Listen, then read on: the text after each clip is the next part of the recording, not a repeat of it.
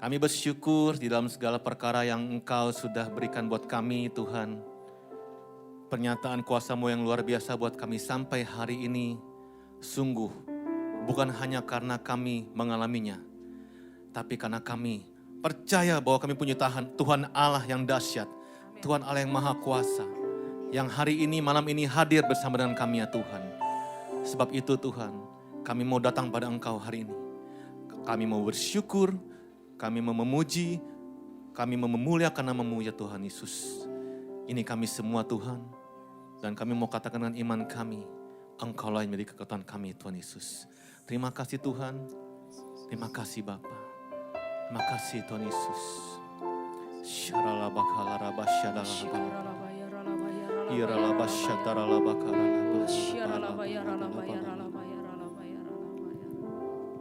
Sama-sama kita katakan, kekuatan di hidupku, ku dapat di dalam-Mu. Kau teguhkan hatiku, tiada yang mustahil bagimu. Kekuatan di hidupku, kekuatan di hidupku, ku dapat di dalam-Mu. Kau teguhkan hatiku. Kami mau katakan dengan iman kami Tuhan, tiada yang mustahil bagimu. Sebab aku percaya, bukan karena melihat, namun karena firman-Mu yang selalu digenapi di hidupku. Ku percaya, bukan karena melihat, namun karena firman-Mu tiada pernah berubah. Mari sama-sama kasih tepuk tangan yang terbaik buat Tuhan kita. Sama-sama katakan kekuatan. Kekuatan di hidupku, ku dapat di dalam-Mu. Kau teguhkan hatiku, tiada yang mustahil bagimu.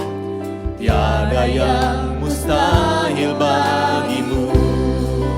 Sebab aku percaya, bukan karena melihat, namun karena firman-Mu yang selalu digenapi di hidupku. Ku percaya, bukan karena melihat, namun karena firman-Mu tiada pernah berubah. Sebab aku percaya, yes Lord, bukan karena melihat, namun karena firman-Mu yang selalu digenapi di hidupku. Ku percaya, bukan karena melihat, namun karena firman-Mu tiada pernah berubah.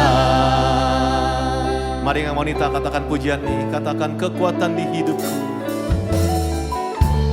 kekuatan di hidupku, ku dapat di dalam-Mu. Kau teguhkan hatiku,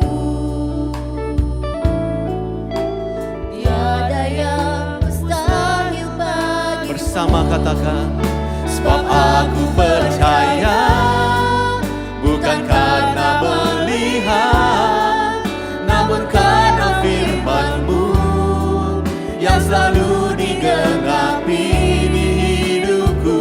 Ku percaya, bukan karena melihat, namun karena firman-Mu tiada pernah berubah. Sebab aku percaya,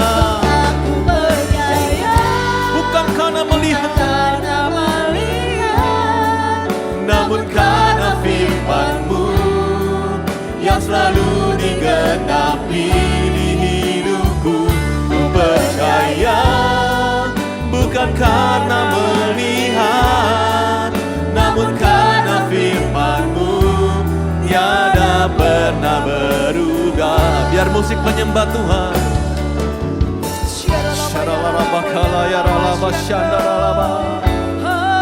Kami bersyukur punya Allah yang besar, Allah yang sanggup melakukan segala perkara. Oh, Engkau Allah yang sanggup menjadikan hal yang mustahil menjadi mungkin.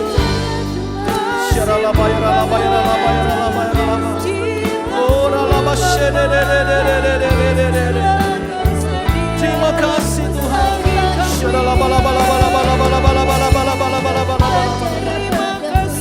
Biar segala hormat pujian hanya bagi-Mu, Raja segala raja, Allah yang sanggup melakukan segala perkara.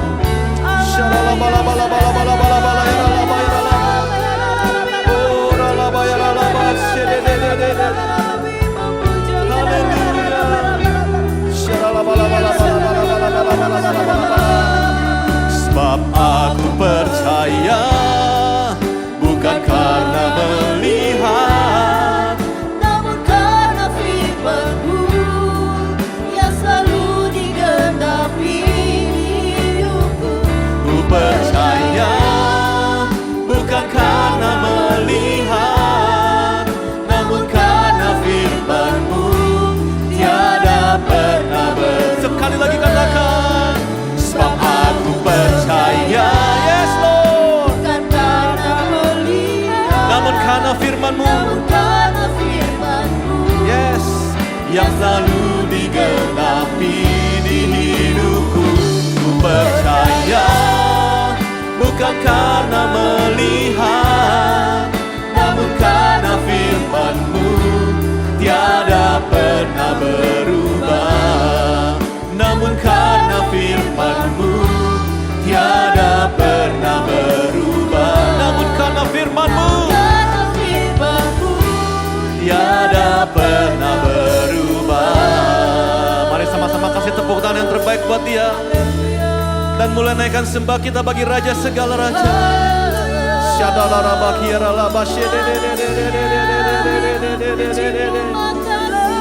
Sebab Kau yang layak, hanya Kau yang layak.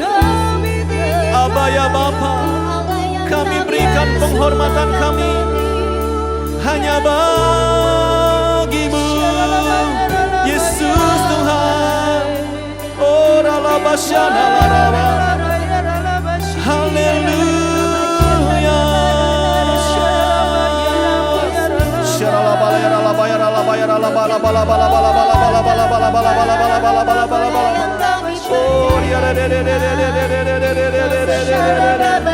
Naikkan pengagungan bagi Dia yang layak terima segala pujian kita. Allah yang bertahta atas puji-pujian kita.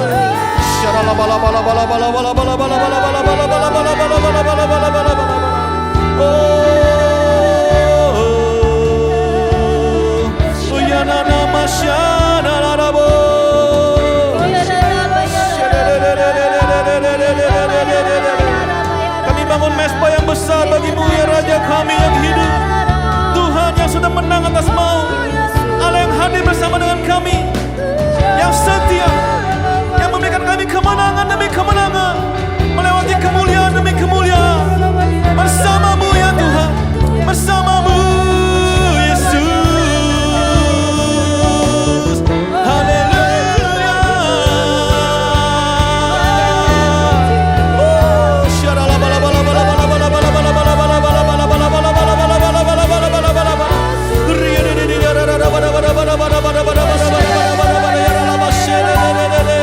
Haleluya.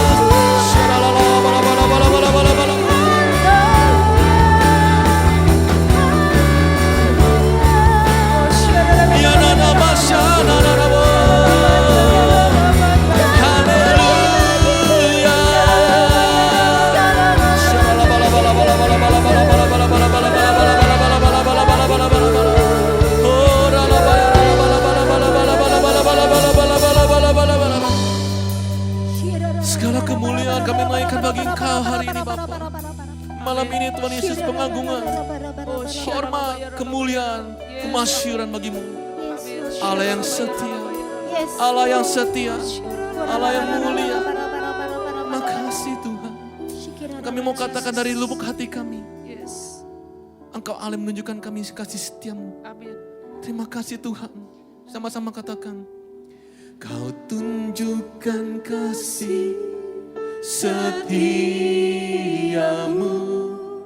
Kau menyediakan yang ku perlu, Kau setia, Kau mulia, dulu, sekarang, dan selamanya. Jemaat saja katakan, Kau tunjukkan, Kau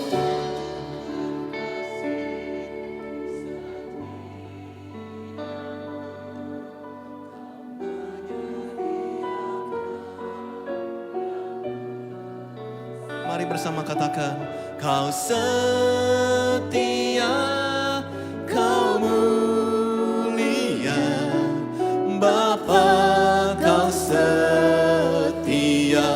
Mari sama-sama kita bangkit berdiri, saudara-saudara.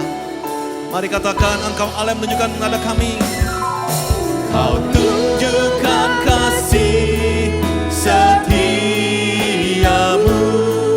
Kau menyediakan yang ku perlu, Kau setia, Kau mulia, dulu, sekarang, dan selamanya.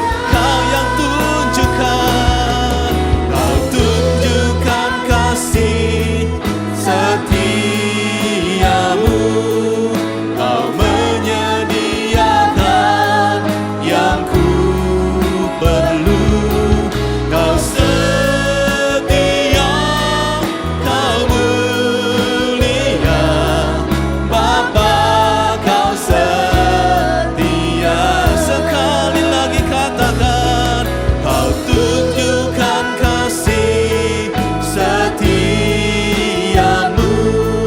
Kau menyediakan yang ku perlu, Kau setia, Kau mulia, dulu, sekarang, selama-lamanya. Engkau Allah yang menunjukkan kasih setiamu bagi kami. Amin. Engkau Allah Jehovah Jireh. Terima kasih Tuhan. Semua karena Kau setia, Kau mulia, Bapa, Kau setia, Kau setia, Kau setia, Kau setia. Amin. Sekali lagi katakan, Kau setia, Kau mulia, Bapa, Kau setia.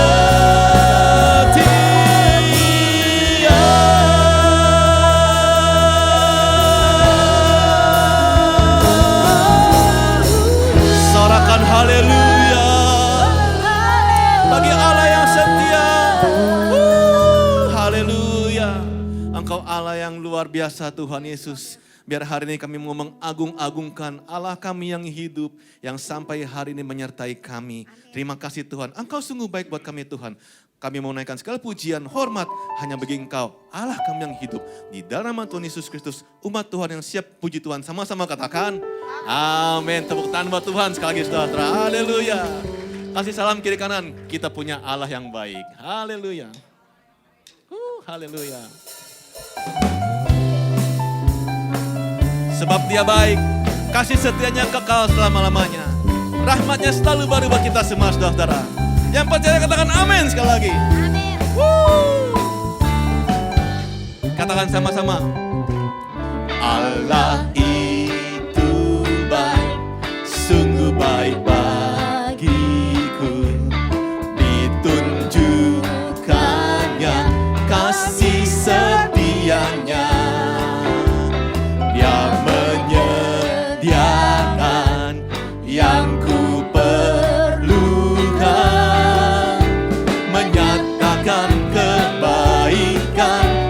menyatakan kebaikan, menyatakan kebaikannya padaku. Katakan sekali lagi, Allah itu baik. Allah itu baik. Yang merasakan kebaikan Tuhan, mari nyanyikan pujian ini dengan senang hatimu, saudara-saudara. Sebab Dia Allah menunjukkan kasih setianya bagi kita. Dia menyediakan segala keperluan kita. Amin. Yang ku perlukan, menyatakan kebaikan, menyatakan kebaikan, menyatakan kebaikannya padaku. Sama-sama lambaikan tanganmu, katakan, kasih setianya tak pernah berubah, dulu, sekarang, dan selamanya. Ajaiblah Kau Tuhan, ajaiblah kuasa dalam namanya. Yesusku luar biasa. Sama-sama solatkan. Sungguh dahsyat Tuhan. Sungguh bangga kami punya Allah seperti Engkau. Mari sekali lagi sama-sama nyatakan. Yes. Allah itu baik. Kau menunjukkan bagi kami kasih setiamu yang luar biasa Tuhan. Kasih setianya, Dia menyediakan yang ku perlukan, menyatakan kebaikan, menyatakan kebaikan, menyatakan kebaikannya padaku. Sebab kasih setianya, kasih setianya tak pernah berubah, dulu, sekarang, dan selamanya. Ajaiblah kuasa-Mu Tuhan, ajaiblah kuasa dalam namanya. Katakan Yesus, Yesusku luar biasa. Ya jemaat saja katakan kasih setianya, kasih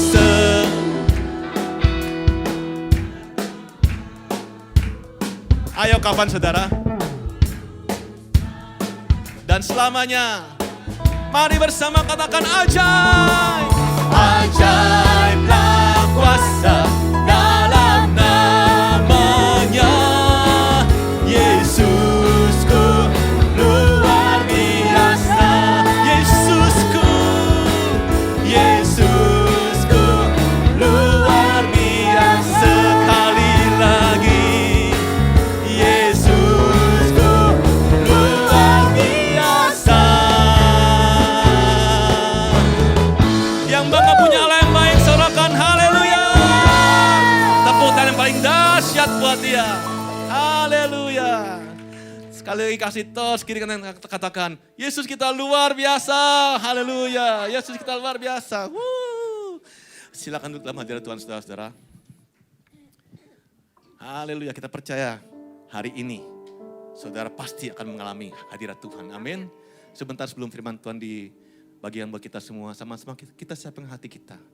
Siapkan hati kita menjadi tanda yang terbaik untuk firman Tuhan. Terima kasih Tuhan Yesus. Sampai hari ini, anugerah-Mu besar buat kami Tuhan.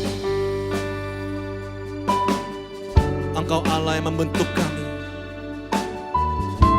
Kasih-Mu dahsyat buat kami. Kami kagum pada Engkau Tuhan. Ini pujian kami yang keluar dari lubuk hati kami.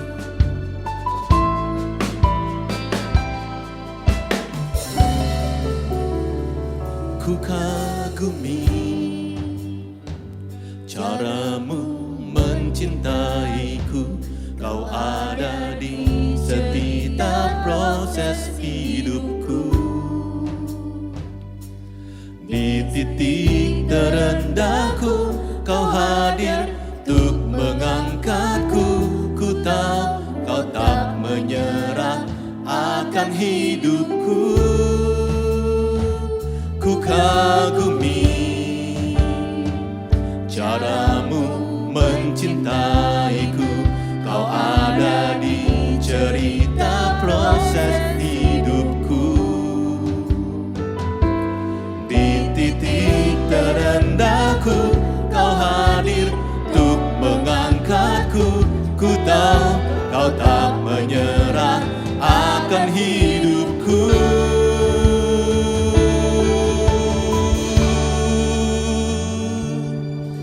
Tak terbatas kuasamu, tak terduga caramu. Kau yang ku andalkan di setiap langkah hidupku. Tak terbatas kasih-Mu, tak terbatas kasih-Mu, tak terduga caramu. Kau yang ku percaya di setiap musim hidupku. Mari sekali lagi kasih tepuk tangan yang terbaik buat Dia yang layak. Kasih-Mu besar bagi kami. Sebab itu kami mau katakan dari hati kami, Tuhan, Engkau Allah yang hadir bersama dengan kami, membentuk kami di titik terendah kami. Engkau mengangkat kami. Ini pujian kami, Tuhan. Ini hormat kami. Terima kasih, Tuhan. Katakan sama-sama. Ku kagumi caramu mencintaiku. Kau ada di cerita proses hidupku. Di titik terendahku Kau hadir untuk mengangkatku. Ku tahu Kau tak menyerah akan hidupku. Katakan sekali lagi. Ku kagumi caramu mencintaiku. Kau ada di cerita proses hidupku. di titik terendah kami, Tuhan. Kau ada, Tuhan. Di titik terendahku Siapa yang seperti Engkau, Tuhan? untuk Terima kasih. mengangkatku. Ku tahu Kau tak menyerah akan hidupku.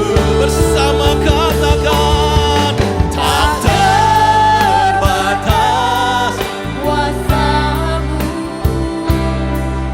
tak terduga caramu.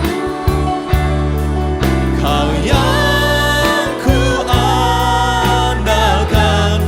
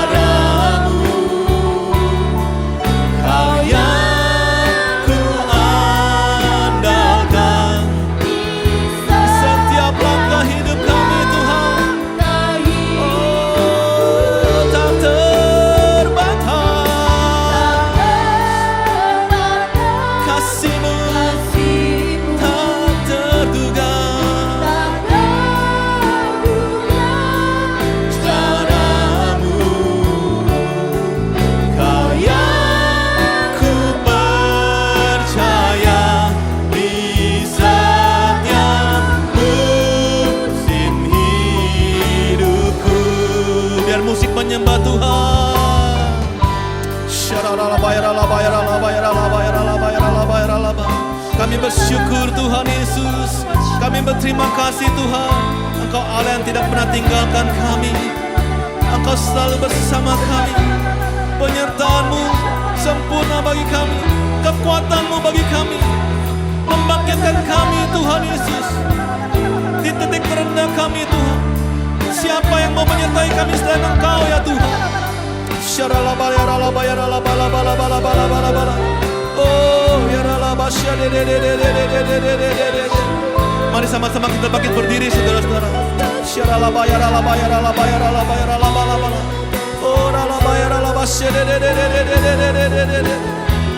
Kami angkat tangan kami dan kami mau katakan padamu Tuhan Yesus. Segenap hati kami mau katakan tak kuasa-Mu, tak terduga cara-Mu, Kau yang kuandalkan di setiap langkah hidupku. Tak terbatas kasih-Mu, tak terduga caramu. tak terduga jalan-Mu, Kau yang ku percaya di segala musim hidup. Mari sama-sama pegang tepuk tangan bagi Dia. Katakan dengan penuh pengagungan ucapan syukur. Tak terbatas Kuasa-Mu, kuasa-Mu Tuhan. tak terduga Duga cara-Mu, Kau yang kuandalkan di setiap langkah hidupku. Tak terbatas Tuhan. tak terbatas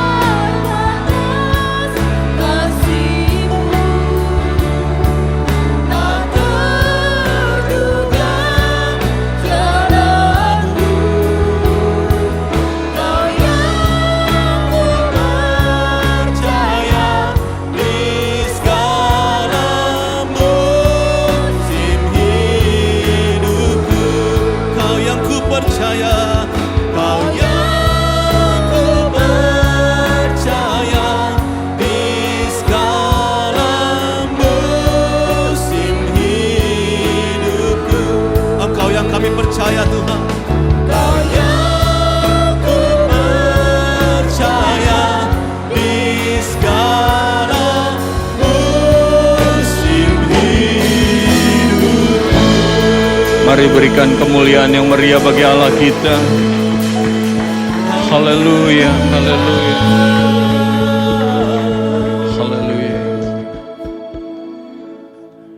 Kami sadari Tuhan, cara-Mu begitu ajaib bagi kami. Ada banyak jalan-Mu yang kami tidak mampu untuk pahami. Tapi yang kami tahu Tuhan satu hal, Engkau Allah yang sangat mengasihi setiap kami. Kami bersyukur kalau malam hari ini kami boleh disatukan untuk memuji dan memuliakan nama-Mu.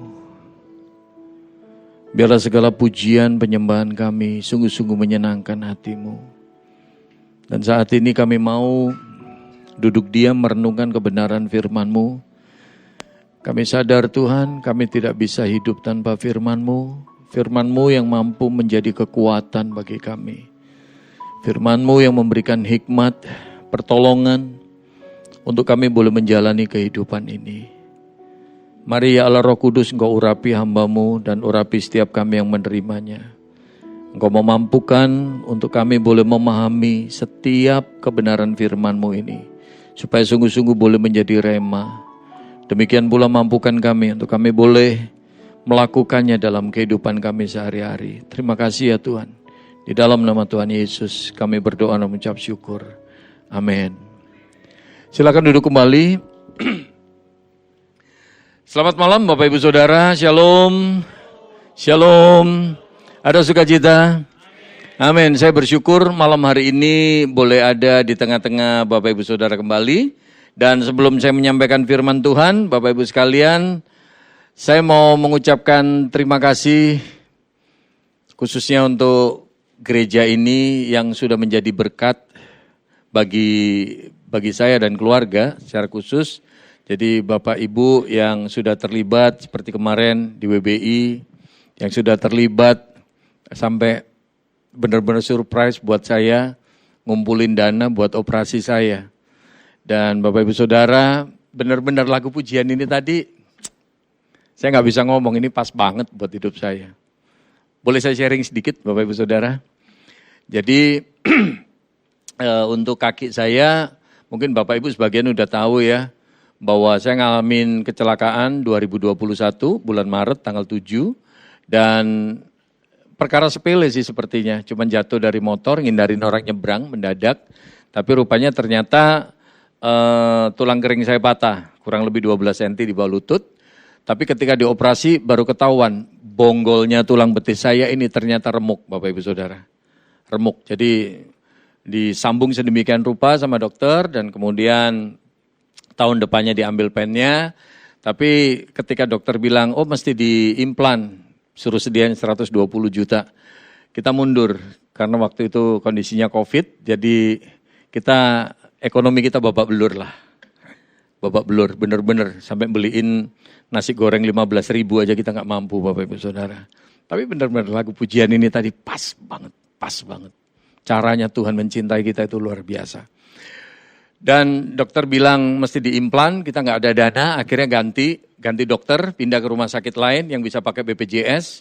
Dan rupanya jalanin 4 kali operasi di rumah sakit itu dengan BPJS, Bapak Ibu Saudara. Jadi dibilang, Pak kita cuma lihat rongsen sama MRI, kalau bisa diteropong dulu. Jadi operasi yang ketiga itu diteropong, kalau untuk jantung itu di kateter Bapak Ibu Saudara. Jadi supaya tahu dalamnya, teropong itu operasi ketiga. Dan yang keempat kita implan. Implan dibilang sama dokternya, Pak kalau bisa jangan yang full cover BPJS.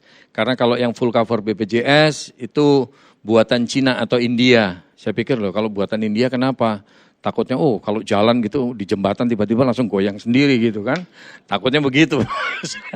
Tapi rupanya dibilang, Pak kalau yang buatan Cina atau India kurang bagus elastisitasnya. Kalau bisa ganti yang produk Jerman atau Amerika. Jadi mesti nambah 40 juta upgrade-nya itu. Dan rupanya kita waktu itu bingung, kita nggak punya duit, cari duit 40 juta kemana. Dan akhirnya pinjam sama mama mertua. Bapak Ibu Saudara, caranya Tuhan itu benar-benar ajaib. Jalannya Tuhan itu ajaib. Dan rupanya saya pinjam uangnya mertua 50 juta, 40 juta buat bayar ke rumah sakit, 10 juta buat pegangan. Tapi rupanya 4 hari 3 malam kita saya diopnam di rumah sakit. Keluar dari rumah sakit Bapak Ibu Saudara, duit mertua saya utuh. Duit mertua saya utuh. Jadi saya sama istri sampai benar-benar speechless. Ada anak Tuhan yang akhirnya cover untuk upgrade implan itu tadi. Dia langsung transfer 50 juta Bapak Ibu Saudara. Dan itu operasi yang keempat. Dan rupanya seminggu setelah operasi jahitan sobek. Ketika saya kontrol dari rumah di BSD sampai ke Kemayoran, ternyata nyampe di Kemayoran bleeding Bapak Ibu Saudara. Dari sobek sesenti sampai jadi 3 senti, jadi lubang segede jempol tangan begini. Dan rupanya dari situlah bibitnya infeksi. Akhirnya infeksi Bapak Ibu Saudara, bengkak dari paha sampai mata kaki begitu, bengkak. Terus bulan November dijalanin operasi yang kelima, kata dokter, Pak ini infeksinya mesti dibersihin. Dioperasi lagi, udah jalanin operasi yang kelima. Tapi rupanya sampai Januari, itu November 2022. Sampai Januari 2023, saya masih kesakitan. Ketika di rongsen sama dokter, suruh rongsen, waktu saya rongsen, ternyata Bapak Ibu Saudara dibilang sama dokter, Pak sepertinya infeksinya masih ada. Jadi ngumpet di baliknya implan. Jadi harusnya orang pasang implan itu kan presisi, rapat. Tapi gara-gara bakteri ini, gara-gara infeksi ini digerogotin terus tulangnya. Jadi akhirnya Bapak Ibu Saudara, saya kalau jalan, ini implannya goyang. Bapak Ibu bisa bayangkan tulang bergesek sama logam. Nyerinya kayak apa? Waduh nggak bisa diomongin. Sakit banget.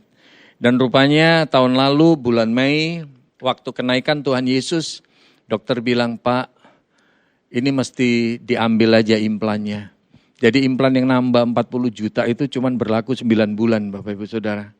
Sekarang jadi kenang-kenangan ada di rumah itu. Jadi mesti dicopot itu, kemudian tulang saya dilurusin.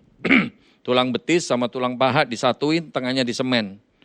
Pakai semen 3 roda Bapak Ibu Saudara. Jadi dilurusin, di semen, pakai antibiotik begitu. Kemudian bagian depannya lutut ini dikasih pen, dipasang pen. Targetnya cuma 3 bulan. Dari bulan Mei sampai Agustus harusnya. Tapi rupanya sampai bulan Oktober, rupanya infeksinya nggak selesai Bapak Ibu Saudara. Masih tetap infeksi. Nilai infeksi itu normalnya 5, tapi waktu itu saya nilai infeksinya antara 19 sampai 22. Jadi 4 kali lipat Bapak Ibu Saudara. Nggak kelar-kelar. Sometimes saya sampai bertanya, Tuhan kenapa ya? Bahkan yang paling tragis buat saya yang sampai benar-benar iman saya drop banget, jujur ngomong nih saya sebagai hamba Tuhan. Waktu itu dibilang, Pak coba pergi ke Ungaran. Di Ungaran tuh ada dokter yang jago tuh, lulusan Jerman. Pergi ke Ungaran. Kemudian di Solo ada rumah sakit ortopedi yang bagus. Coba ke sana. Jadi sekalian aja saya perjalanan dari Ungaran ke Solo. Tapi pergi ke Ungaran dulu. Ketika ketemu dokter di Ungaran Bapak Ibu Saudara, beliau bilang, Pak saya nggak rekomen kalau you untuk implan lagi. Lebih baiknya lutut kamu diluruskan seumur hidup. Jadi kalau sekarang ini diluruskan cuman sementara, di semen cuman sementara, tapi kalau diluruskan seumur hidup, itu dioperasi ambil dari tulang panggul saya, dicangkok, ditempel ke situ Bapak Ibu Saudara. Ditempel, pasang pen. Nanti setelah setahun kalau ini sudah fix nyambung, baru pennya dicopot. Tapi selama seumur hidup udah gak bisa dikotak-katik lagi. Pertama kalinya ketika saya dengar dokter itu bilang seperti itu, saya balik ke mobil habis ketemu dokter, saya nangis Bapak Ibu Saudara, saya nangis. Saya sampai ngomong sama istri saya. Saya ngomong juga sama Tuhan, Tuhan orang jatuh dari motor kan banyak. Tuhan orang patah tulang kan banyak. Bahkan sometimes orang gak usah dioperasi, diurut aja udah kelar. Tapi kenapa aku udah jalanin operasi sampai kayak gini, semua aku turutin dari dokter. Kok gak kelar-kelar Tuhan. Malahan sekarang harus seumur hidup untuk dilurusin. Jujur ngomong saya sebagai hamba Tuhan pun saya drop waktu itu. Saya nangis sama Tuhan, saya nangis. Di mobil lagi nangis, dapat WA dari salah satu gereja GBI. Pak 2 minggu lagi jangan lupa ya pelayanan tempat kita. Bapak Ibu tahu temanya apa? Bapak Ibu tahu temanya apa? Temanya jiwa yang tenang. Itu yang saya sampaikan September lalu di KTM. Anda bayangkan saya lagi goncang kayak gitu. Saya lagi nangis. Saya lagi rasanya, aduh Tuhan kenapa ya Tuhan? Kenapa Tuhan? Dapat tema jiwa yang tenang. Anda bisa bayangkan. Itu konflik batin nih rasanya. Tanya ke Solo, dokter di Solo bilang lurusin seumur hidup. Tapi dokter saya di Kemayoran masih semangat untuk diimplan. Tapi rupanya di bulan Oktober dokter saya yang di sini pun bilang, Pak dilurusin aja deh Pak. Karena kayaknya nggak mungkin untuk diimplan lagi. Habis sudah harapannya. Banyak teman semuanya bilang, udahlah ke Malaysia, ke Malaysia, ke Malaysia. Mengerucut kedua nama dokter, satu di Penang, satu di Kuching, di Malaysia. Dan rupanya mayoritas ini di Kuching. Dan Bapak Ibu Saudara akhirnya saya pergi ke dokter ini yang di Kuching. Dan ketika saya tanya, Bapak Ibu Saudara bayangkan ekspresinya dokternya ini kayak Chrisye penyanyi gitu ya. Artinya nggak ada ekspresi dokternya ini. Senyum itu susah sekali. Jadi ketika saya tanya, dok bisa diimplan lagi nggak dok? Bisa. No problem. Terus infeksinya gimana dok? Selama ini kan kayaknya nggak selesai-selesai nih infeksi. No problem. Mateng.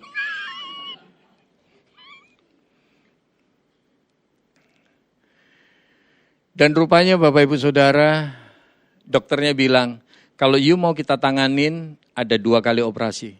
Operasi pertama itu beresin infeksinya, tapi you tetap lurus. Nggak bisa ditekuk. Nanti ganti semen sama ganti antibiotiknya. Biayanya 30 ringgit Malaysia, 30.000 ringgit Malaysia. Kurang lebih 100 juta. Nanti operasi yang kedua, 6 sampai 8 minggu setelah operasi pertama. Biayanya kurang lebihnya 70.000 ringgit Malaysia. Jadi kurang lebih 240 juta. Jadi saya pikir-pikir, wah 340 kalau sama pesawat sama hotel ya kurang lebih 350 lah 2 kali operasi. Saya bilang sama istri saya, nurut logika, gak mungkin kita gak punya duit. Udahlah, kita gak punya duit. Mau khotbah sekenceng apapun, gak mungkin. Dalam waktu beberapa bulan dapetin 350 juta. Tapi bicara tentang iman, saya yakin dan percaya kalau Tuhan mau, gak ada yang mustahil. Dan Bapak Ibu percaya, kurang lebih cuma 3 minggu Bapak Ibu Saudara. Kurang lebih cuma 3 minggu. Dana 100 juta Tuhan udah sediakan.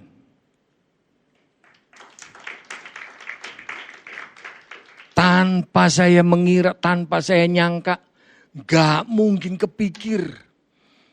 Bahkan ada satu orang yang bantuin dana itu Bapak Ibu Saudara, saya gak tahu beliau itu siapa sampai detik ini. Sampai detik ini. Saya nggak tahu beliau itu siapa. Cuman kirim WA, nomornya juga saya nggak kenal. Nggak ada di kontak saya.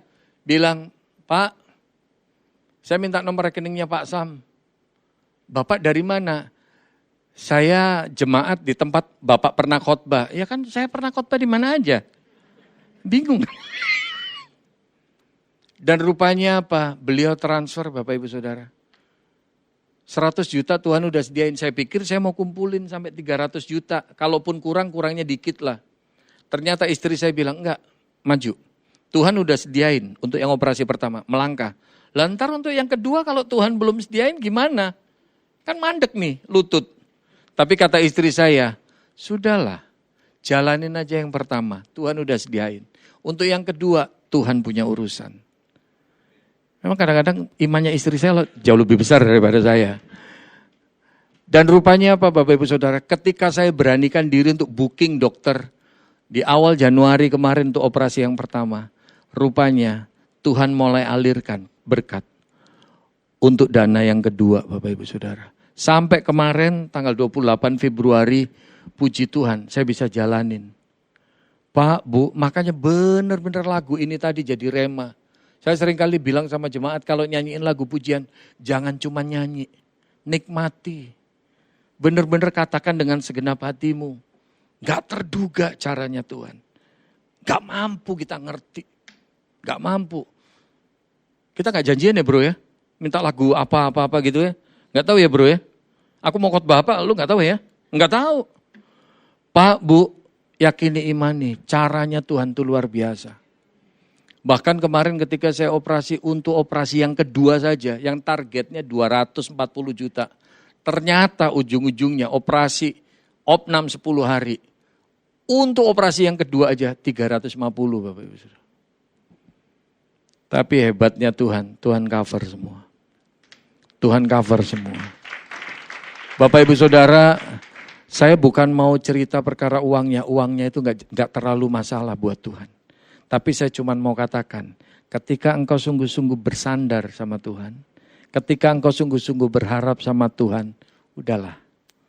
Tuhan tahu yang terbaik kok. Tuhan tahu yang terbaik. Amin. Bilang sama kanan kirimu, jangan amin-amin doang. Biarlah sharing ini boleh jadi berkat, jadi kekuatan Bapak Ibu Saudara. Amin. Yuk sama-sama kita lihat satu bagian firman Tuhan yang terambil dari Mazmur 119. Ya, kita lihat Mazmur 119 ayat 67, kemudian kita lompat ke ayat 71. Nah, malam hari ini saya akan ajak Bapak Ibu Saudara kita belajar satu hal, satu tema, yaitu tentang apa? Tujuan Allah melalui masalah. Tujuannya Tuhan itu apa sih melalui masalah? Kadang-kadang kita jalanin hidup, kan kita ngadepin masalah demi masalah, pergumulan demi pergumulan. Sometimes kita suka tanya, Tuhan kenapa sih Tuhan? Kenapa sih kok sampai kayak gini? Apa sih maksudnya Tuhan? Betul tidak? Kadang kita nggak ngerti loh Bapak Ibu Saudara. Kadang kita nggak ngerti apa maksudnya Tuhan, apa tujuannya Tuhan.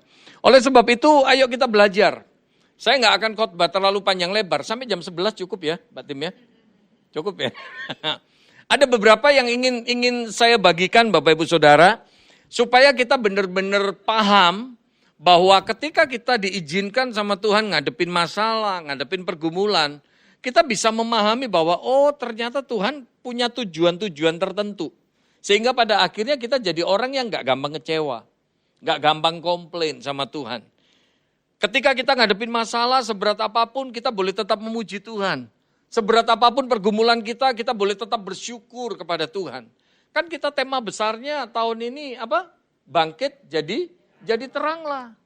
Gimana kita mau jadi terang, gimana kita mau bangkit kalau ngadepin masalah kita isinya ngoceh, ngomel, bersungut-sungut, betul tidak?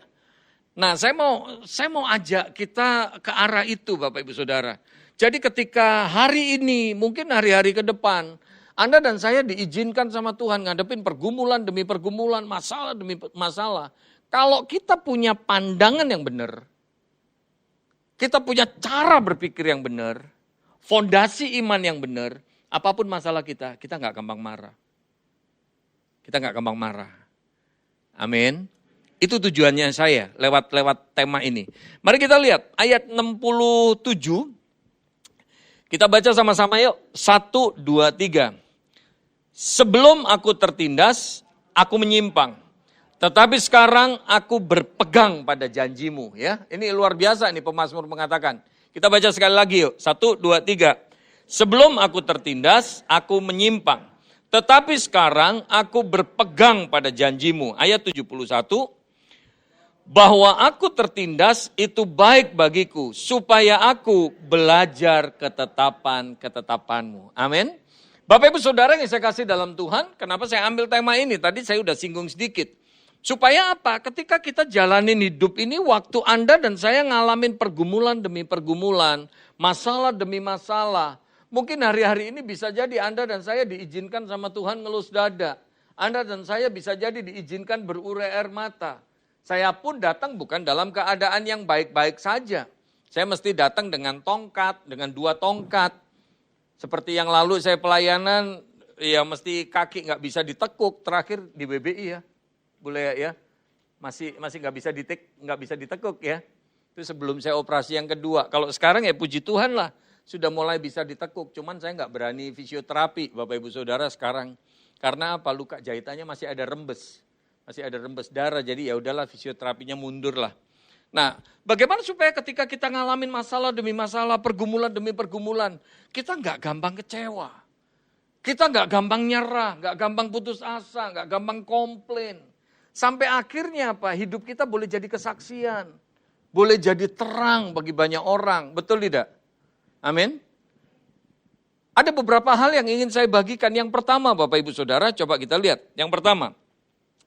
Di dalam bagian tadi dikatakan, sebelum aku tertindas, aku menyimpang. Tetapi sekarang aku, apa di situ? Berpegang pada janjimu. Itu tolong digarisbawahi itu. Kemudian di ayat 71 dikatakan, bahwa aku tertindas itu baik bagiku. Supaya aku belajar ketetapan-ketetapanmu. Jadi ini ada tujuan yang pertama. Ada maksud yang pertama Bapak Ibu Saudara. Allah mengizinkan kita ngadepin masalah. Allah mengizinkan kita ngadepin pergumulan, tujuannya apa? Supaya kita berpegang pada firman-Nya. Supaya kita berpegang pada firman-Nya. Jujur ngomong gini, kita ini jalanin hidup kalau semuanya lancar.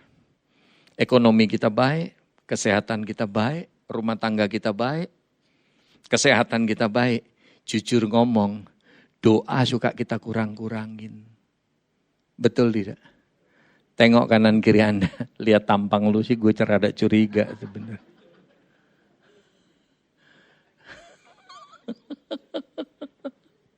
Bener gak? Itu manusiawi sekali. Kita ini kalau semuanya enak, cenderungnya apa? Ngelupain Tuhan. Doa jadi ya sekedarnya aja lah. Doa gak merasa jadi sebuah kebutuhan. Tapi kayaknya iya sekedarnya aja lah. Doa kadang-kadang doa semenit dicicil 30 detik malam, 30 detik pagi. Alias sudah ketiduran. Tapi kayaknya jemaat di KTM nggak ada ya Pak Tim ya? Nggak ada yang ngaku gitu kan? Betul? Pak, Bu, kita ini cenderungnya kalau semuanya itu lancar, kita ini cenderungnya apa? Ngelupain Tuhan. Makanya sometimes Tuhan izinkan, kita diizinkan ngalamin masalah, kita diizinkan ngalamin pergumulan. Supaya apa? Tuhan tarik balik kita, supaya kita benar-benar berpegang kepada Tuhan. Amin. Saya pernah baca satu artikel dan di situ saya diberkati sekali. Itu artikelnya udah lama, lebih dari 10 tahun.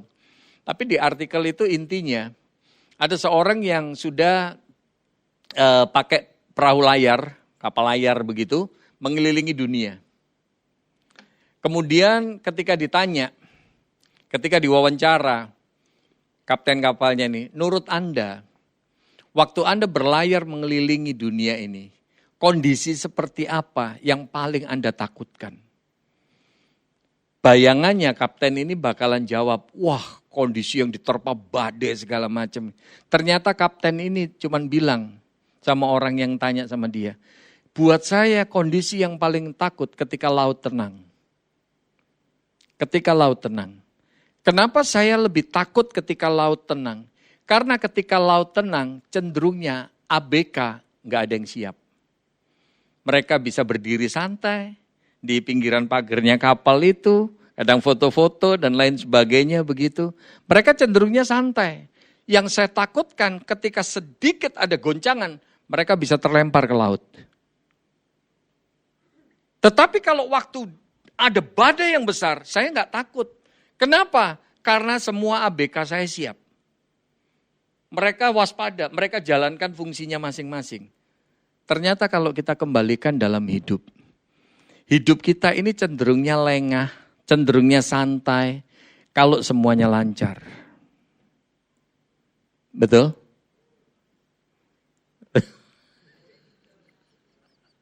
Kok kayaknya ada yang jawabnya menjiwai sekali gitu. Kayaknya gue banget Pak. Jadi ini poin yang pertama. Tuhan izinkan masalah itu terjadi, pergumulan itu terjadi. Supaya apa? Tuhan tarik kita kembali supaya kita berpegang pada firman-Nya. Bapak Ibu Saudara perlu kita sadari, tanpa Tuhan kita ini gak ada apa-apanya. Tanpa Tuhan kita gak punya kekuatan apapun. Amin. Maka dari itu saya kalau menyampaikan tema-tema seperti ini buat saya excited banget, happy sekali. Gak peduli berapapun yang datang. Gak usah ribuan orang, mau berapa orang seperti ini, mau cuma 5 orang, saya semangat sekali menyampaikan. Yuk jadilah orang-orang yang kuat Bapak Ibu Saudara. Jadilah orang-orang yang kuat. Makanya hidup itu perlu kita renungkan baik-baik Bapak Ibu Saudara. Ini yang pertama. Yang kedua, yang saya pelajari dalam bagian ini. Yohanes pasal 15 ayat 1 dan 2. Sampai di sini cukup jelas Bapak Ibu Saudara? Cukup jelas ya. Nah yang kedua, coba kita lihat. Akulah pokok anggur yang benar dan Bapakulah pengusahanya. Setiap ranting padaku yang tidak berbuah, apa di situ? Dipotong ya. Potong. Buang. Tapi dikatakan di situ, dan setiap ranting yang berbuah, dia apa? Dibersihkannya. Supaya ia lebih banyak berbuah. Ranting yang gak berbuah, gak ada fungsinya, gak ada artinya, potong, buang. Tapi yang berbuah, dibiarin gak? Dibiarin gak? Enggak Bapak Ibu Saudara, dibersihkan. Yang namanya dibersihkan artinya ada beberapa bagian yang perlu dipangkas. Ada beberapa bagian yang nurut si pengusaha ini gak pas, dipangkas, dibersihkan. Tujuannya apa? Supaya lebih banyak berbuah. Bapak Ibu Saudara, ini yang kedua yang perlu kita sadari. Tuhan izinkan masalah terjadi dalam hidup kita. Karena apa? Tuhan mau memangkas. Dalam hidup kita ini sometimes ada sesuatu yang dianggap oleh Tuhan gak berguna. Contohnya apa? Contohnya hidup kita mungkin dipenuhi dengan kebencian. Hidup kita dipenuhi dengan dengki, dendam. Itu perlu dipangkas. Kita jalanin hidup ternyata nggak sedikit orang Kristen yang jalanin hidup. Tapi isinya apa? Dipenuhi dengan luka batin, nggak diberesin.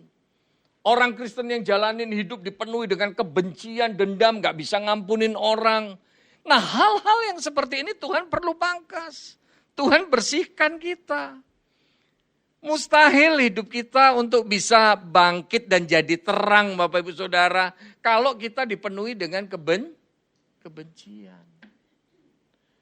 Izinkan Tuhan memangkas. Nah saya mau katakan simpel. Waktu kita dipangkas, waktu kita dibersihkan. Gak enak Bapak Ibu Saudara. Setuju? Setuju. Bagian-bagian hidup kita yang mesti dipangkas ini gak enak Bapak Ibu Saudara.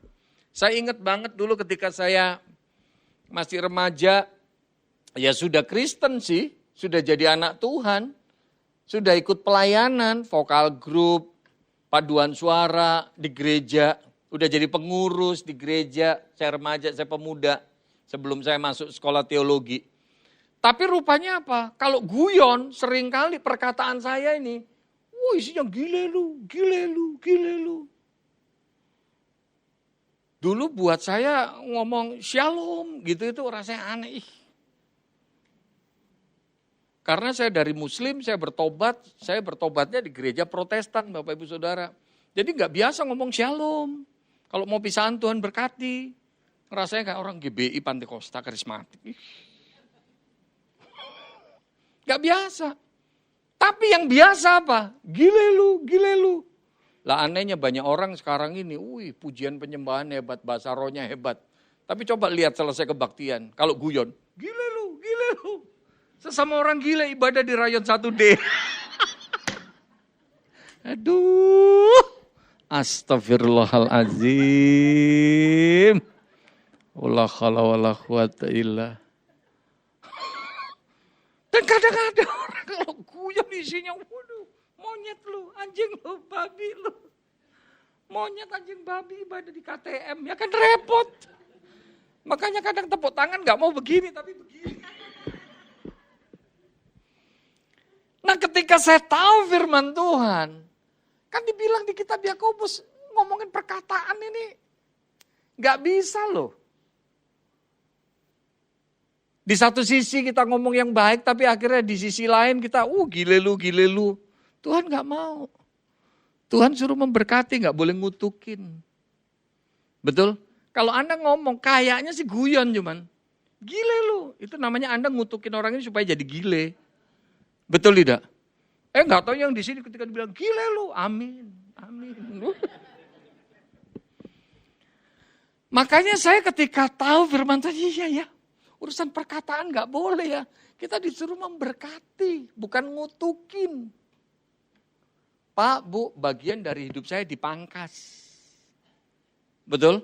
Saya tadinya perokok, saya pemabok, saya penjudi. Ketika diminta sama gembala saya untuk ngelepasin itu bagian dari hidup saya dipangkas. Waktu dipangkas, dibersihkan, gak enak Bapak Ibu Saudara. Dalam kehidupan kekristenan kita, gak cuma sekedar kita terima Yesus sebagai Tuhan dan Juru Selamat. Tapi sepanjang hidup kita, izinkan Tuhan memangkas kita, membersihkan kita. Amin. Waktu dipangkas, dibersihkan, gak enak Bapak Ibu Saudara. Gak enak. Gak enak. Suami yang biasanya kasar sama istri. Tapi ketika diajar untuk benar-benar mengasihi istrinya, gak mudah loh itu. Itu namanya suami itu, lagi dipangkas sama Tuhan. Supaya kita lebih banyak berbuah. Siapa yang mau dipangkas sama Tuhan? Semuanya mau? Kayaknya ngacung tangannya. Aduh, yang lain ngacung gak enak. Ngacung aja, ngacung. Bapak Ibu Saudara, makanya kenapa akhir-akhir ini saya gak tertarik lagi. Namanya kita orang Kristen, ketebrak. Renungin baik-baik. Supaya hidup kita semakin nyenengin hatinya Tuhan. Terus, renungin baik-baik. Lebih lagi kita punya visi tahun ini nih. Bagus banget, bangkit jadilah terang, jadi teranglah. Ya mustahil kita untuk jadi terang kalau kita gak pernah mau dibersihin sama Tuhan. Waktu dibersihin gak enak Bapak Ibu Saudara, gak enak. Saya yang tadinya anak remaja yang ngalamin kepahitan sama ibu saya benci sama ibu saya dendam sama ibu saya. Kenapa? Karena dulu sebelum saya bertobat, sebelum ibu saya jadi Kristen juga, ibu saya kalau marah sama saya, ibu saya sering kali katakan, ibu dari dulu pengen gugurin kamu. Udah minum jamu, minum obat kamu gak keluar-keluar. Jadi itu nyimpen luka batin. Saya benci. Tapi ketika tahu firman Tuhan, diajar untuk mengasihi ibu saya, mengampuni ibu saya, gak mudah. Itu dipangkas ya. Itu dipangkas. Dalam hidup kekristenan kita, izinkan Tuhan pangkas. Ada sesuatu yang rasanya gak bagus di mata Tuhan. Ada sesuatu yang rasanya gak enak di mata Tuhan. Pak, Bu, izinkan Tuhan memangkas kehidupanmu. Dibersihkan. Tapi tujuan Tuhan jelas. Supaya engkau lebih banyak berbuah. Amin. Kayaknya khotbah malam ini gak enak ya didengar kupingnya. Yang ketiga, masih kuat? Kalau gak kuat kita tutup dalam doa. Masih kuat ya Bapak Ibu Saudara? Yang ketiga, nah coba kita lihat. Efesus pasal 4, ayat 31 dan 32. Nah di dalam bagian itu dikatakan, segala apa di situ? Kepahitan. Kepahitan ini ngomongin akar pahit ya, luka batin. Ya, hati yang dipenuhi dengan kepahitan, kebencian, dendam gitu ya. Kegeraman, kemarahan, pertikaian dan fitnah hendaklah dibuang dari antara kamu.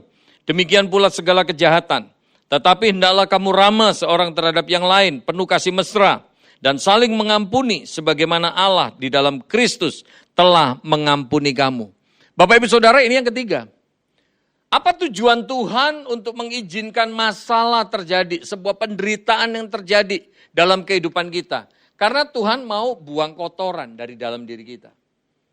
Kita sadari atau enggak kita sadari Bapak Ibu Saudara, hati pikiran kita ini seringkali suka menyimpan kotoran. Kotorannya apa? Yaitu tadi seperti yang saya sebut. Kebencian, dendam, kedengkian, kepahitan. Berapa banyak hidupnya orang Kristen tiap minggu ibadah, memuji menyembah Tuhan. Bisa jadi tiap minggu, lu kalau ibadah bahasa rohnya, lu jago banget. Erik belum mimpin pujian, dia udah sikir.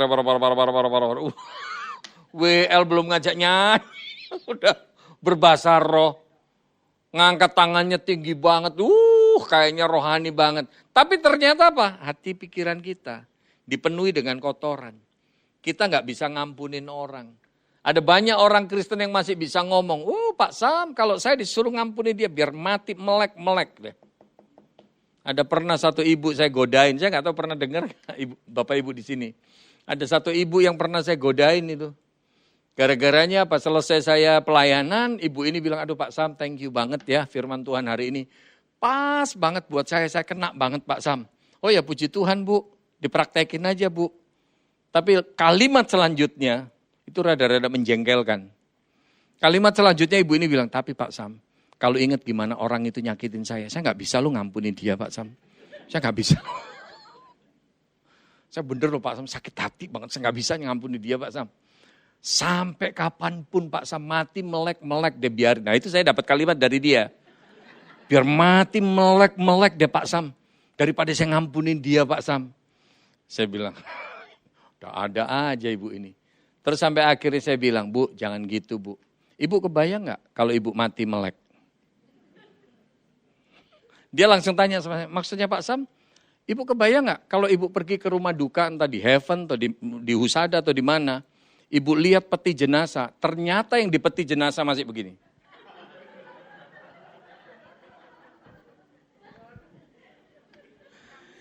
Dan ibu ini langsung bilang, Pak Sam tuh ada aja. Lah iya makanya, jangan sampai ibu berkata biar mati melek-melek deh biarin. Pak Bu sepertinya cerita ini lucu. Dan memang saya waktu itu guyonin ibu, godain ibu ini seperti itu. Tapi Bapak Ibu Saudara pernahkah kita sadari ada berapa banyak orang Kristen dalam hidupnya. Tiap minggu ibadah bisa jadi tiap minggu pelayanan tapi gak bisa ngampuni seseorang. Kepahitan itu masih disimpan. Pak Bu Tuhan gak mau itu.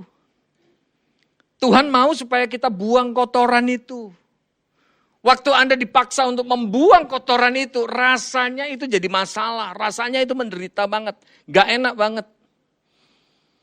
Kalau Anda pergi ke Israel, Bapak Ibu Saudara, di Israel itu biasanya anggur itu kan ditaruh di kirbat. Ini zaman dulu ya. Anggur itu taruh di kirbat. Tapi tolong diingat Bapak Ibu Saudara, kalau kirbat itu kotor, Pak, Bu, anggur yang bagus pun dituangin ke situ, jadinya apa? Ikutan kotor. Ketika anggur itu dituangkan ke gelas-gelas lain, gelasnya ikutan kotor nggak? Gelasnya ikutan kotor nggak? Ikutan kotor. Oleh sebab itu ada kebiasaan kalau di Israel sana orang kalau mau nuang anggur ke kirbat, itu biasanya dituang sedikit dulu, anggurnya dikocok, kirbatnya dikocok dulu. Kemudian dibuang. Saya mau katakan simple. Waktu Anda dan saya ibaratnya kayak kirbat itu. Ketika dikocok begitu, harus dibuang kotoran di dalamnya. Rasanya nggak enak. Rasanya nggak enak. Ini saya ambil contoh di sini. Ini ada air aqua. Kalau seumpama botol aquanya itu kotor, kena tinta atau apa, maka air yang dari botol itu ketika dituang ke gelas manapun, itu kotor. Pak, Bu, jangan kaget. Kalau orang Kristen hidupnya suka nyimpen kepahitan, suka nyimpen benci, dendam, dengki, panas hati, suka disimpan. Anda lihat, ketemu siapapun, bergaul sama siapapun, dia tularin itu. Betul tidak? Nangkep maksud saya? Dia tularin kepahitan. Saya kalau khotbah di Pasutri, saya sering kali katakan, kalau suami istri, si suami ngalamin kepahitan atau istri ngalamin kepahitan, Anda lihat, kecenderungannya ditularin ke anaknya. Kamu lihat, mamamu itu ya. Atau kalau istri juga begitu. Kamu lihat ya, papamu itu ya, nyakitin hati mama. Lihat tuh papamu tuh. Kepahitan dia ditularin. Dalam diri dia, kalau kotor, ditransfer ke anaknya. Anak juga jadi ikutan punya kepahitan. Makanya kita perlu hati-hati. Kalau hati pikiran kita masih suka nyimpen kotoran, kita perlu buang. Tadi saya katakan, saya sama ibu saya tadinya saya nyimpen kepahitan. Saya benci dendam sama ibu saya. Karena saya dari dulu mau digugurin. Anda bisa bayangkan ganteng kayak gini digugurin. Apalagi jelek coba. Betul. Bapak Ibu Saudara, mungkin waktu engkau ibarat seperti kirbat tadi, engkau lagi dikocok begini untuk buang kotoran dalamnya. Pak, Bu, izinkan Tuhan buang semuanya itu. Kita perlu jadi orang yang mau membuang. Dan waktu dibuang itu kotoran itu, gak enak rasanya. Ketika engkau disuruh mengampuni seseorang itu, gak enak rasanya. Berat rasanya. Tapi Tuhan mau kita lakukan itu. Kita lakukan itu. Diberesin. Amin. Kalau mau lihat orang itu nyimpen kepahitan apa enggak, gampang sekali. Gampang sekali. Towel aja sedikit. Nurut lu, dia itu gimana? Kalau orang itu masih nyimpen kepahitan, bisa jadi, lu gak usah sebut-sebut dia ya. Gua telan dia hidup-hidup ya. Lu jangan sampai bawa dia depan muka gue bunuh dia. Itu artinya belum beres, belum dibuang. Tapi kalau orang itu udah beres, ketika ditowel, nurut lu, dia gimana? Sudahlah. Dulu gue sih gondok minta ampun sama dia. Tapi udahlah, gue udah ngampuni dia kok. Gue udah ngampuni dia. Gue udah beresin lah sama Tuhan. Udah. Itu artinya sudah beres. Amin.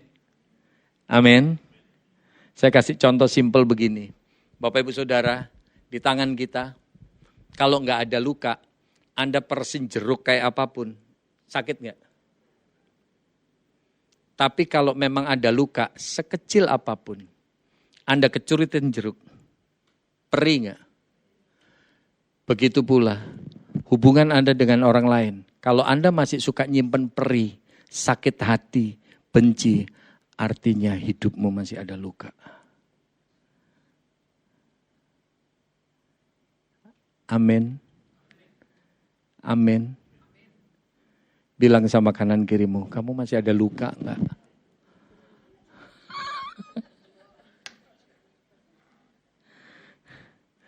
Buang kotoran itu. Supaya hidup kita boleh jadi terang, boleh jadi saksi Tuhan. Betul? Ini yang ketiga. Yang keempat, kita lanjut. Nah, ini ada yang lain lagi Bapak Ibu Saudara. Rupanya ada banyak masalah di Alkitab ini yang Tuhan punya tujuan khusus ya. Kita lihat Kejadian pasal 50 ayat yang ke-20. Memang kamu telah mereka-rekakan yang jahat terhadap aku, tetapi Allah telah mereka-rekakannya untuk kebaikan. Dengan maksud melakukan seperti yang terjadi sekarang ini, yakni memelihara hidup suatu bangsa yang besar. Bapak Ibu Saudara, ini yang keempat. Ada sebuah masalah yang Tuhan izinkan terjadi. Karena apa? Untuk menunjukkan tujuannya Tuhan yang baik.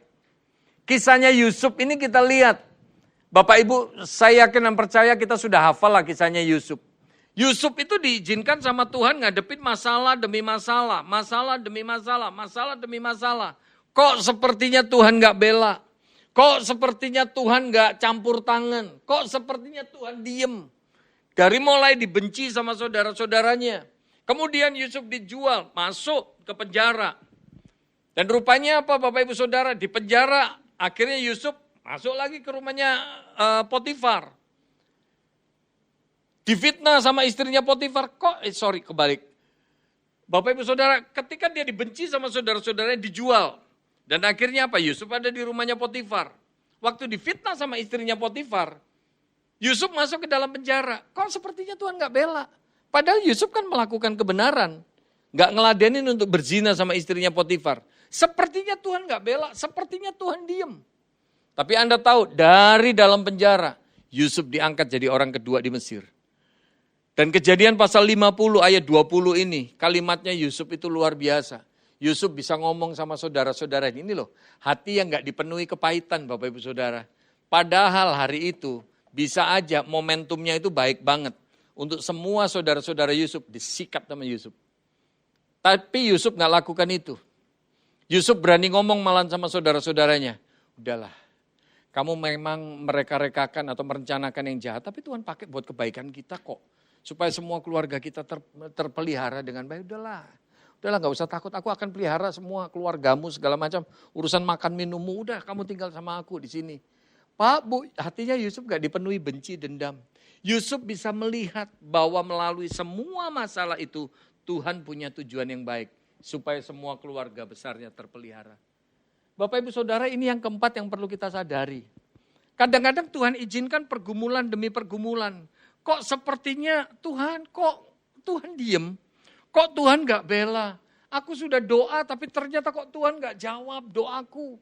Kok sepertinya Tuhan diam dalam segala beban pergumulanku. Bapak Ibu Saudara, bisa jadi Tuhan belum selesai dengan hidupmu. Bisa jadi Tuhan sedang merancangkan sesuatu yang jauh lebih besar, jauh lebih baik dalam kehidupanmu. Amin. Ini yang keempat Bapak Ibu Saudara. Ada masalah yang Tuhan izinkan terjadi. Tujuannya apa? Tujuannya Tuhan untuk menyatakan kebaikannya. Amin. Yusuf gak ditunjukin dari awal bahwa Yusuf bakalan jadi orang kedua di Mesir. Betul tidak?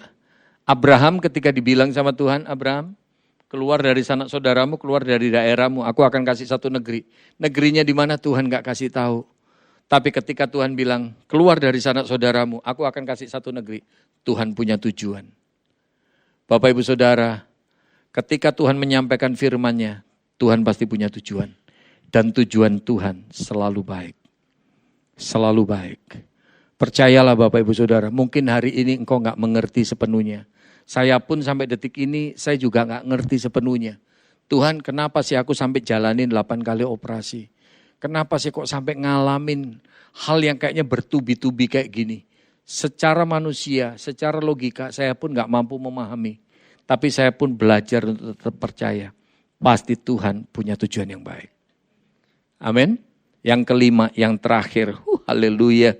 Kalau bicara terakhir, mukjizat terjadi. Yang ngantuk dicelikkan, yang loyo dikuatkan. Begitu kan? Saya rindu sekali bahwa ketika Bapak Ibu Saudara keluar dari ruangan ini, tangkap message dari firman Tuhan ini. Jadikan itu rema. Jadikan itu kekuatan. Jadi ketika engkau ngadepin pergumulan dalam hidupmu, engkau jadi orang-orang yang gak gampang nyerah. Gak gampang putus asa Bapak Ibu Saudara. Amin. Memang jalanin hidup, seringkali kita ngadepin sesuatu yang gak mudah. Tapi percayalah, Tuhan pasti punya tujuan. Gak ada masalah yang terjadi secara kebetulan. Betul tidak? Yang kelima, yang terakhir. Nah ini, Yohanes pasal 9 ayat 1 sampai ayat 3. Waktu Yesus sedang lewat, ia melihat seorang yang buta sejak lahirnya. Murid-muridnya bertanya kepadanya, Rabi, siapakah yang berbuat dosa? Orang ini sendiri atau orang tuanya? Sehingga ia dilahirkan buta. Jawab Yesus, bukan dia dan bukan juga orang tuanya. Tetapi, nah ini, apa dikatakan di situ? Karena pekerjaan-pekerjaan Allah harus dinyatakan dalam dia. Bapak Ibu Saudara, ini yang kelima. Ada masalah yang Tuhan izinkan terjadi. Tujuannya Tuhan apa? Untuk membawa kemuliaannya. Kita tahu anak ini akhirnya dia bisa melek. Dan akhirnya juga menjadi alat kemuliaan Tuhan. Bapak Ibu Saudara, seringkali bisa jadi masalah dalam hidupmu Tuhan pakai untuk membawa kemuliaan bagi nama Tuhan. Menjadi berkat bagi orang lain. Membawa kesaksian bagi orang lain. Amin. Kadang-kadang kita nggak ngerti sekarang. Kenapa kok masalah ini terjadi? Kenapa kok pergumulan ini terjadi? Tapi percayalah Bapak Ibu Saudara, bisa jadi lewat apa yang kau alami, lewat kesulitan yang kau hadapi, lewat pergumulan yang kau hadapi. Bapak Ibu Saudara, semuanya itu bisa dipakai oleh Tuhan untuk membawa kemuliaan bagi nama Tuhan. Kalau di keluarga kami, ini minta pemain musik kembali ke tahtanya. Kalau di keluarga saya, Bapak Ibu Saudara, saya benar-benar dapetin berkat kekuatan, yaitu melalui almarhumah ibu saya. Karena ketika ibu saya terima Kristus tahun 79, nenek saya nggak bisa terima. Bapak Ibu bisa bayangkan kakek saya orang Arab, nenek saya orang Banten Serang, orang Rangkas Bitung, guru ngaji. Dan ibu saya akhirnya diusir dari keluarga, nggak diakuin anak sama nenek saya. Nggak dibolehin nginjekin kaki di rumah. Ngomongin berat banget buat ibu saya. Dan kemudian gak cuman itu yang terjadi, tapi rupanya bapak saya gak bisa terima gara-gara ibu saya jadi Kristen. Akhirnya bapak ibu saya bercerai. Jadi ketika proses perceraian itu terjadi, kakak-kakaknya ibu, ya pokoknya dari keluarga besarnya ibu bilang, itu loh kutuk gara-gara lu jadi Kristen. Lu dikutuk lu gara-gara lu jadi Kristen, ceraiin sama suami. Dan di bulan November tahun 79, rupanya apa? Kakak saya yang pertama melahirkan anak pertama. Jadi itu cucu pertamanya ibu saya. Rupanya apa Bapak Ibu sekalian? Cacat, kena tumor. Dan harus matanya yang satu ini dikorbankan, diambil jadi dekok ke dalam begitu.